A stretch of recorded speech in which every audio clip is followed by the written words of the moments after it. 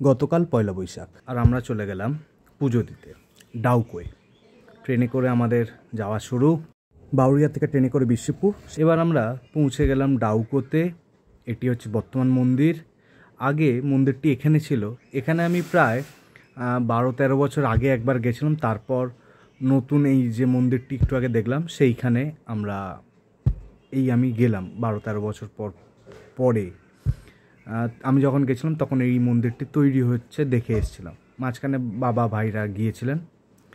এই হচ্ছে ডাহুকো পঞ্চানন্দ মন্দিরের বাবা পঞ্চানন্দ। বর্তমানে বিশাল বড় এই মূর্তিটি বাবার।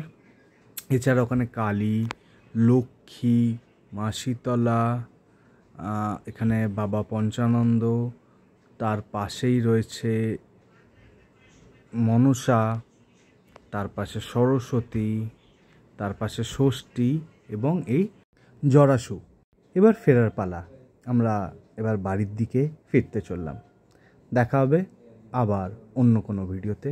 ভালো থাকবেন।